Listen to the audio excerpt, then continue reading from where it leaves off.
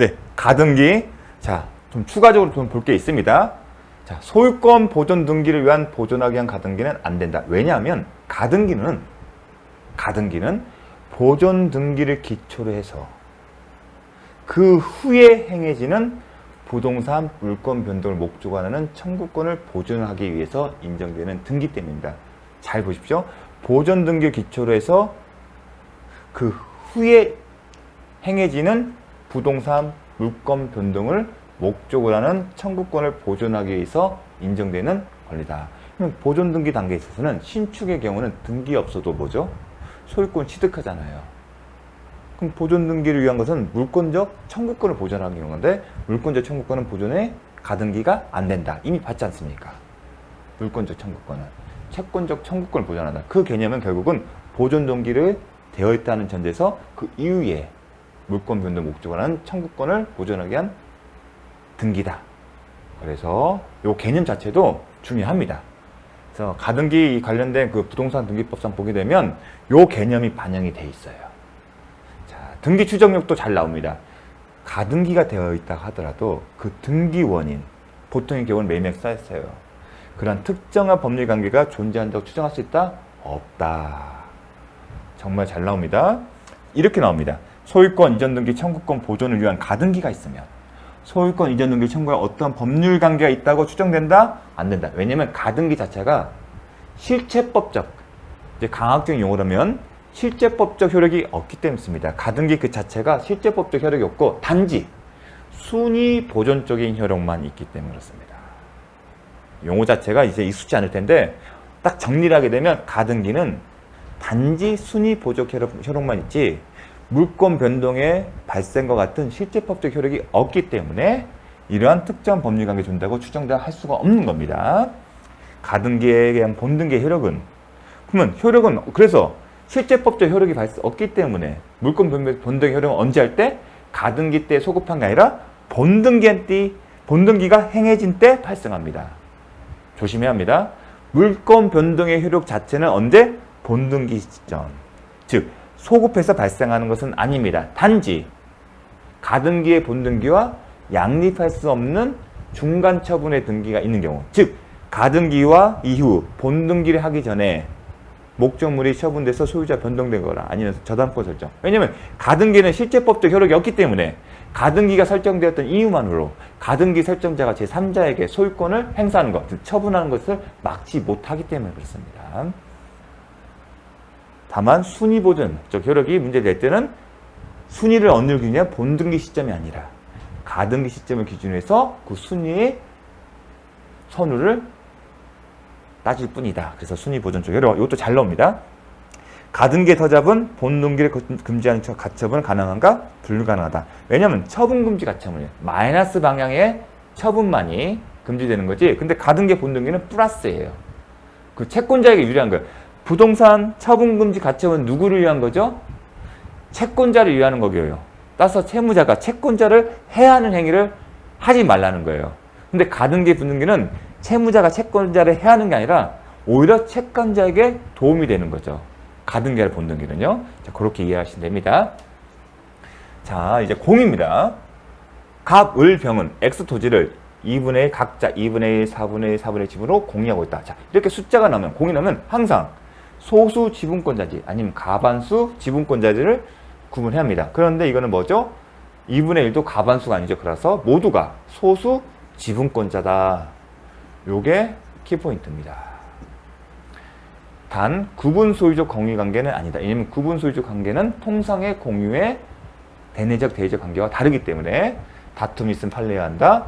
동그라미 1번 을이 소수 지분권자가 이렇게 읽으셔야 합니다. X 토지된 자신의 지분을 지분을 포기하는 경우나 그럼 공유 지분 포기다.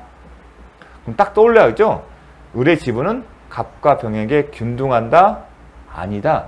갑과 병의 지분의 비율로. 그럼 갑은 뭐예요? 2분의 1이고 병은 4분의 1이에요. 그러면 을이 포기하는 이 지분이 몇이야? 4분의 1. 이 4분의 1은 갑과 병의 지분의 비율에 따라 기속된다. 그 얘기입니다. 동그라미 2번 당사자 간의 특약이 없는 경우 갑, 소수 지분권자는 단독으로 X 토지를 제3자에게 임대하다. 먼저 토지를 제3자 임대하는 것은 보존행위입니까? 관리입니까? 관리행위다. 근데 공유물의 관리는 어떻게 결정한다? 과반수를 결정합니다. 근데 갑은 과반수다? 아니다. 소수 지분권자입니다. 그래서 임대할 수 있다가 아닙니다. 동그라미 3번. 갑과 을은 X 토지에 대한 관리 방법으로 선물을 신축할 수 있다. 자, 2분의 1, 4분의 1, 그럼 4분의 3이 되는 거예요. 관리 방법이라면 과반수로 결정할 수 있죠. 그런데 그러면 쟁점이 뭐냐? 건물 신축이에요. 나대지의 건물 신축은 관리행위다? 아니다. 이거는 변경해야 된다. 그런데 공유물에 나대지의 새로운 건물 신축하는 것은 공유물의 관리가 아니라 변경에 해당돼요. 처분 변경에 해당돼요. 따라서 공유자 전원의 동의가 필요하다. 정말 기본적으로 암기하실 겁니다. 나대지입니다. 아무것도 없던 토지에 건물 신축하는 것은 관리 행위가 아니라 토지의 상태 변경은 공유물의 변경에 해당되는 거예요. 처분 변경은 어떻게 된다? 전원의 동의가 있어야 한다. 그러면 공유물의 관리의 대표적인 예가 뭐다? 임대하는 거예요. 임대차 계약 해지하는 거, 계약갱신 거절 통지하는 거. 이게 관리 행위다. 전형적인 거. 이건 암기를 하셔야 합니다. 동그라미 4번. 자, 갑, 을, 병이 X 토지의 관리에 관한 특약을 했어요. 그 특약은 특별한 사정이 안 난 그들의 특정 승계내에도 효력이 미친다. 이게 원칙이에요. 어떤 특약을 했습니다. 근데 이 내용을 좀 더 깊게 알아두실 필요가 있습니다. 뭐냐? 원칙적으로는 사용수익 관리 특약은 특정 승계에서 승계가 되게 해요. 그런데 이런 특약의 내용이 사용수익권을 사실상 포기하는 등 공유 지분의 본질적 부분을 침해하는 경우에는 당연히 승계되지 않아요. 어떤 경우요? 사용수익권을 포기하는 등의 공유 지분의 본질적 부분을 침해하는 경우에는 승계되지 않아요. 하지만 이거에 다시 또 예외가 있어요. 하지만 특정 승계인이 본질적 부분 침해 사실을 알고도 공유 지분권을 취득하였던 특별한 사정일 때는 또 승계된다는 거예요. 승계가 원칙이다. 하지만 본질적 부분 침해하는 경우는 승계되지 않는다. 하지만 본질적인 부분을 침해하더라도 특정 승계인이 그러한 사실을 알면서도 취득한 특별한 사정이 있으면 승계된다. 승계되지 않는다. 승계된다. 이런 구조로 이것도 좀 잘 기억을 해주십시오. 이렇게 디테일하게 나온 적은 없지만 나올 가능성이 있습니다. 동그라미 5번. 자, 병이 갑과 을의 협의 없이, 그러면 소수 지분권자네요. X 토지를 소수 지분권자가 배타적 독점적으로 혼자 점유하고 있다는 얘기입니다. 그런 경우에 을은 다 소수 지분권자예요. 소수 지분권자는 공유물에는 보존행위로 인도를 청구할 수 있다? 못한다. 이미 누누이 강조한 겁니다. 자, 소수 지분권자 테마가 이렇게 정해져. 지금 소수 지분권자가 공유물로 배타적으로 사용 수익할 때 다른 소수 지분권자의 권리 구제 방안이 뭔가는 겁니다. 그럼 다른 소수 지분권자는 방해 배제와 인도를 청구할 수 있나? 이게 쟁점이에요. 방해 배제 아니면 인도를 청구할 수 있나? 누가요? 다른 소수 지분권자. 다른 소수 지분권자는 보존 행위로서 인도를 청구할 수 없다. 이게 판례 내용이 바뀐 거죠. 소수 지분권자는 다른 소수 지분권자를 상대로 보존 행위의 이유로 인도를 청구할 수 없다. 다만 자신의 지분권에 기초하여 방해 상태를 제거하거나 아니면 방해 행위 금지를 청구할 수 있다. 이 내용 잘 기억을 해주십시오. 근데 비교할 게 뭐죠? 과반수 지분권자는 소수 지분권자에게 공유물의 방해 배제뿐만 아니라 더 나아가 인도를 청구할 수 있다. 그러니까 소수 지분권자와 소수 지분권자 사이의 관계와 과반수 지분권자와 소수 지분권자 사이의 관계는 달리 취급되고 있다는 걸 아십시오. 그건 이제 구분해서 공부를 했을 겁니다. 왜냐하면 과반수 지분권자는 관리상, 공유물의 관리상을 단독으로 결정할 수 있기 때문에, 그래서 그건 좀 구별해서 잘 아셔야 합니다. 자, 소유권에 관한 설명이 틀린 것은 또 나왔죠. 기술적인 착오로 지적도상의 경계선이 진실한 경계선과 다르게 작성된 경우, 기술적인 착오가 있는 경우에는 실제 경계에 따른다. 이미 배웠습니다. 토지의 개수는 지적 공부상의 경계선에 의해서 결정하는 게 원칙이에요. 토지 공부. 지적 공부. 하지만 예외적으로 기술적 착오 등이 있는 경우에는 실제 경계에 따른다. 이미 살펴봤습니다. 토지가 포락되어 원상복구가 불가하는 경우 종전 소유권은 소멸한다. 이게 민법이 아닌 다른 공시법에서 이미 아마 여러분 배웠을 겁니다. 타인의 토지를 통과하지 않으면 필요한 수도를 설치할 수 없는 토지의 소유자는 타인의 승낙이 없이도 수도를 시설할 수 있다. 상린관계 규정이 있는 거예요. 수도 등 시설권은 상린관계 규정인데 법적 요건을 갖추면 당연히 인정되는 겁니다. 그 얘기를 쓴 겁니다. 타인의 당연히 법정의 요건을 갖추면 당연히 인정되는 거기 때문에 뭐다? 타인의 승낙이 필요 없는 거예요. 상린관계 규정에 따라 법이 정한 요건을 고치면 당연히 인정되기 때문에 별도로 승낙 없이도 시도를 할 수 있다. 요 내용도 중요합니다. 포위된 토지가 공로에 접하게 되어 주의 토지 통행권을 인정할 필요성이 없어지면 그 경우에도 통행권 조성한다? 아니다. 주의 토지 통행권은 필요성이 있는 경우에만 인정되고 인정되었다가 나중에 그 필요성이 없어지면 그 순간 당연히 통행권도 소멸한다는 겁니다. 주의 토지 통행권은 법적 요건을 갖추면 또 상린관계죠. 당연히 성립되고 요건이 없어지게 되면 당연히 소멸한다. 중축대 부분이 기존의 건물과 구조상, 이용상 독립성이 없는 경우 없다는 얘기는 구성이 됐다는 얘기고 구성 부분이 된 겁니다. 그 부분은 부합한다. 맞는 표현입니다. 독립성이 있으면요. 부합되지 않습니다. 이제 부합의 문제가 왜냐하면 부합이었더라도 구성물의 경우는 이건 강한 부합이거든요. 강한 부합입니다. 약한 부합은요. 권한이 있는 경우에는 그렇지 않은 거죠. 이건 부속물입니다. 독립성이 있으면 별도의 소유권의 대상이 되는 거고요. 그거랑 구분하십시오. 독립성이 없는 경우. 이와 관련해서 저당권 효력도 이 부합된 물건에 효력이 미치고 설사 강제집행 절차에서 강제견멸 절차에서 이 부분에 대한 평가가 없다 하더라도 이 부분은 구성물이 됐기 때문에 당연히 낙찰자가 경락인의 소유권에 기속된다. 대상이 된다. 그런 내용까지도 한번 떠올리십시오. 자, 57번. 부동산 점유 취득 시효에 관한 겁니다. 지금 보게 되면 테마는 거의 비슷하게 나와요. 다만 이 지문의 구성이 조금씩 바뀌어요. 근데 전체가 바뀐 경우 있지만 최근에 기존에 실주된 지문을 한두 개씩 다 집어넣는 게 경향이 있습니다. 그런 것도 확인할 수 있습니다. 여담으로. 자, 먼저 성명불상자의 소유물에 대해서도 시효 취득 인정할 수 있습니다. 국유재산도 가능하죠. 어떤 경우에? 일반 재산인 경우에. 일반 재산 경우에 할 수 있습니다. 넘어왔군요, 이게. 행정재산은 안 되지만 일반 재산만 가능하다. 다만 우리가 34회 때 이 지문이 있었습니다. 복습입니다. 국유재산 중 일반 재산이 시효 완성 당시일 때는 일반 재산이에요. 그런데 아직 등기하기 전에 어떻게 됐다? 행정재산으로 바뀌었어요. 그러한 경우에는 공익을 위해서 할 수 없다. 배웠습니다. 할 수 있다가 아니라 할 수 없다. 다음 3번. 점유자가 자주점유 권한을 주장하는 이 지문도 정말 잘 나옵니다.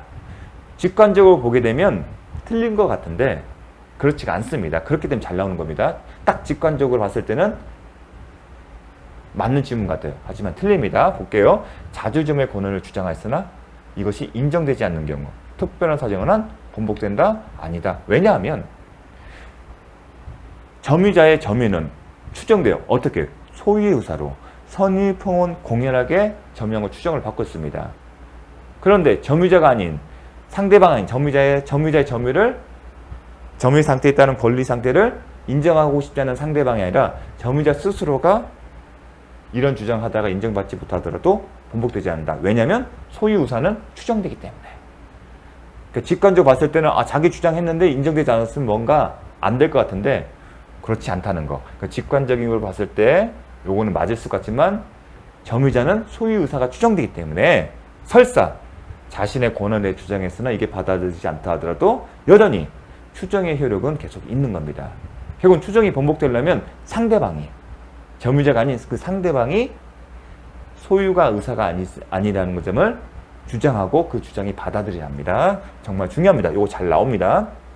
점유 승계가 있는 경우, 승계가 있으니까 넘어가겠습니다. 승계가 있는 경우 시효이익 받으려는 자는 자기 또는 전 점유자의 점유 개시일 중 임의로 점유 계산점을 선택할 수 있다. 지금 몇 가지 얘기할 게 있습니다. 자, 점유 승계. 승계 문제 했을 때 이미 봤어요. 원시 취득, 권리 취득. 원시 취득이 있었고 승계 취득이 있었어요. 그 다음에 승계 취득에는 이전적 승계와 설정적 승계가 있었어요. 그리고 이전적 승계 뭐 썼죠? 특정 승계와 포괄 승계요. 근데 점유권은요, 설정적 승계라는 게 없어요. 이전적 승계만 있습니다. 그래서 이전적 승계 때문에 특정 승계와 포괄 승계가 있어요. 그런데 점유권에 관련해서는 특정 승계와 포괄 승계에서 좀 구분하는 점이 있습니다. 볼게요. 특정 승계는 이겁니다. 포괄 승계는 상속이에요. 그럼 상속이 아닌 점유권의 양도 양수 계약 같은 겁니다. 그럼 특정 승계, 이 경우가 이겁니다. 그러면 점유권의 특정 승계는 이게 있어요. 점유자는 승계인은 자신의 점유만을 주장하거나 이걸 뭐라 한다? 점유의 분리입니다. 아니면 자기의 점유와 전 점유자의 점유를 아울러 주장할 수 있습니다. 이게 뭐다? 점유의 평화입니다. 이 둘 중 어떻게 할지는 특정 승계인의 자유입니다. 자유지만 만약에 점유의 병합을 주장하는 경우에는 그 하자도 승계한다. 어떤 얘기냐면 이런 얘기입니다. 점유권도 하나의 권리이기 때문에 양도 양수가 하나겠죠. A가 점유를 하고 있어요. 점유권이 있어요. 그리고 이 사람이 이만큼을 개시했어요.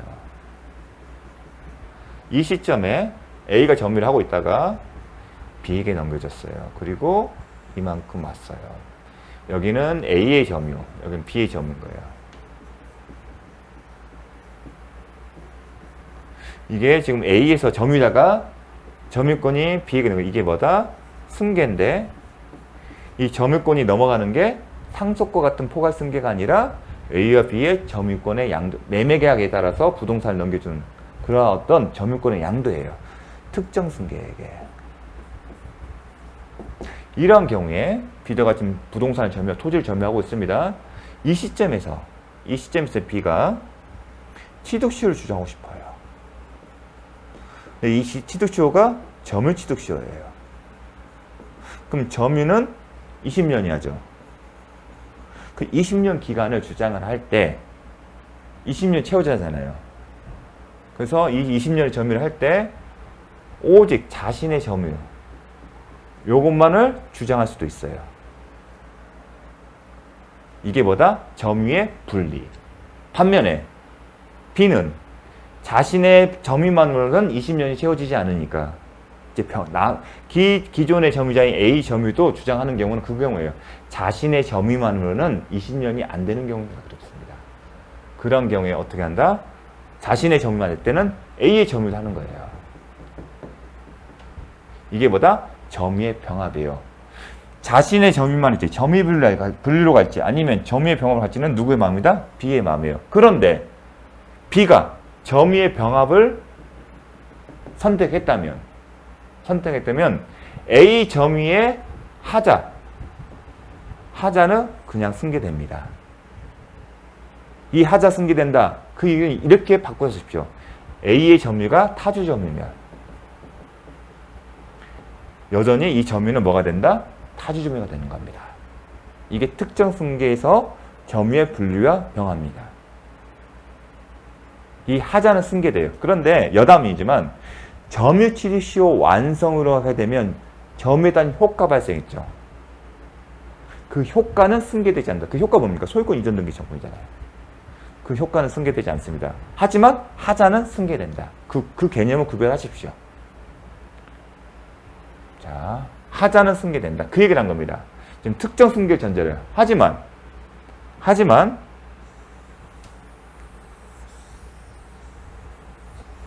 이 점유권의 승계가 매매 등의 법률행위에 대한 특정 승계가 아니라 뭐다? 상속에 의한 포괄 승계인 경우에는 B는 이 시점에서 자신의 점유만을 따로 주장할 수는 없습니다. 즉, 원칙점에서는 점유 병합이에요. B는 전 점유자의 점유가 아울러서 병합이 가능한 거지 자신의 점유만을 분리했었습니다. 그렇기 때문에 상속인이 기존의 A, P 상속인, 사망자의 점유가 타주 점유였으면 이 점유는 여전히 타주 점유가 됩니다. 다만 예외적으로 B가 상속에 의해서 포괄 승계한 뒤에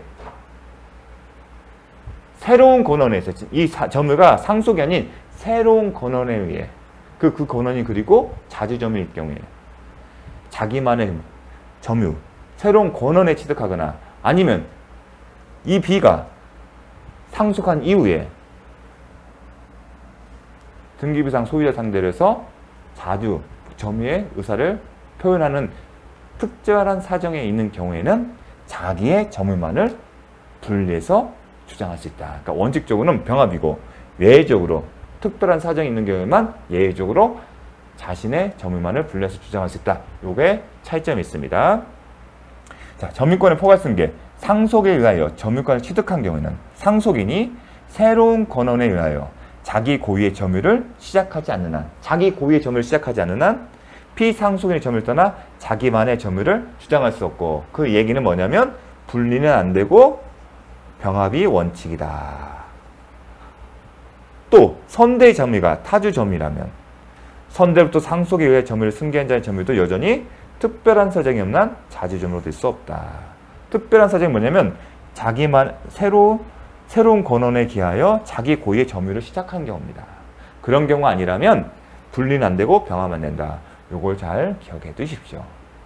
다음에 특정 승계를 전제하는 거예요. 이게 무슨 의미냐면 자기 또는 전 점유자의 계시율 중 임의로 기산점을 선택할 수 있다. 자, 이런 얘기입니다. 똑같이 하면 승계를 해서 A였고 B예요. 자, 분리나 특정 승계를 전제해서 B는 이 시점에서 특정 승계에서 분리나 점유 분리나 점유 병화예요. 점유 분리라면 이거죠. 자기의 점유만 하는데 그 기산점은 임의로 선택하는 게 아니라 점유 개시를 이 지점을 선택하는 겁니다. 원칙으로 점유할 때 자기가 이 점유 시작을 했으면 이 시작점을 기산점이 되는 거예요. 중간에 진행된 이 시점을 임의로 할 수는 없어요. 왜냐하면 점유 취득 시효 완성전의 소유권의 변동과 점유 취득 시효 완성의 소유자 변동에 따라 그 취급이 다르기 때문에 그렇습니다. 그래서 임의로 기산점 선택할 수 없다는 얘기예요. 그럼 분리라면 이 시점이 기산점이 되는 거예요. 이 기산점을 해서 20년이 된 시점에 취득시효가 완성되고 그 취득시효 완성 당시에 등기부상 소유자, 법률상 소유자 상대로 청구를 하는 겁니다. 소유권을. 반면에 병합일 때는요. 병합을 했더니 A와 B를 합산하는 거잖아요. 그러면 A가 점유를 시작한 이 시점의 기산점이 돼서 이 시점부터 20년이 된 시점에 점유 취득시효가 완성이 되고 그리고 그 당시에 등기 명의자를 상대로 해서 소유권 이전 등기 청구를 한답니다. 그 얘기를 써놓은 겁니다. 자, 혼동하지 마십시오. 자기 또는 그러니까 점유 분리 또는 점유자의 점유, 이건 점유 병합일 때 임의로 이 둘 중 하나를 할 수 있다는 얘기입니다. 이 의미는 자기 점유의 이 부분, 여기가 계시일인데 계시일이 있음에도 불구하고 다른 날을 기산점 하는 게 아니라 분리해서 이 시점 아니면 병합해서 이 시점을 임의로 선택할 수 있다는 내용입니다. 혼동하지 마십시오. 5번 취득시효 완성 후 소유권 이전 등기를 마치지 않는 시효 완성자는 소유자에 대하여 취득시효 기간 중에 점유를 발생한 부당이득 반환 의무가 없다. 부당이득 반환 의무가 없을 뿐만 아니라 등기부상 소유자는 완성 당시의 소유자는 점유 취득시효 완성자인 점유자를 상대로 부동산 인도도 청구할 수가 없습니다. 자, 점유 취득시효 완성자 지위는 어떻게 될까?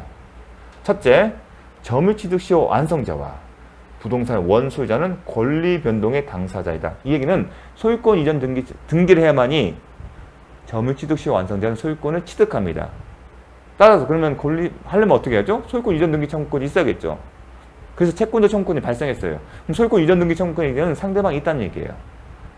그 권리 변동의 상태는 등기 신청에 협력한 당사자는 누군지, 그리고 그걸 청구할 수 있는데 누군지를 묻는 겁니다. 당사자이므로 완성자는 등기 전이라도 213조 단서의 점유할 권리를 가지고 있습니다. 그렇기 때문에 토지의 인도나 원 소유자는 취득시효 완성자에 대해서 소유권을 주장하면서 소유자잖아요. 소유자면 물권적 청구권 행사할 수 있잖아요. 213조나 214조 인도나 철거 등을 청구할 수 없습니다. 왜냐하면 이 완성자는 213조 단서의 점유할 권리를 가지고 있습니다. 더 나아가 이 점유할 권리에는 사용 수익의 권리도 있기 때문에 부당이익에 반환 청구를 할 수 없고 당연히 권리가 있기 때문에 불법도 아니에요. 그래서 손해배상 청구도 할 수 없다. 요게 점유취득 시 완성자의 지위라는 이론적인 설명이에요.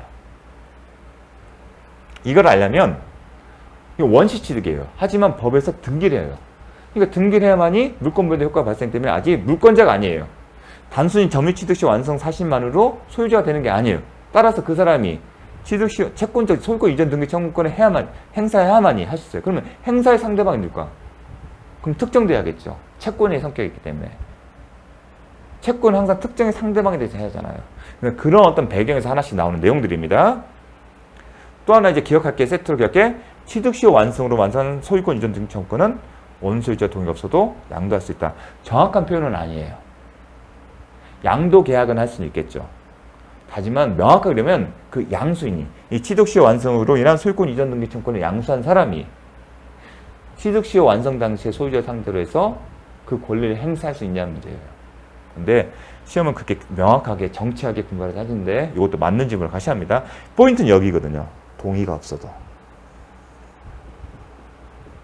동의가 없어도.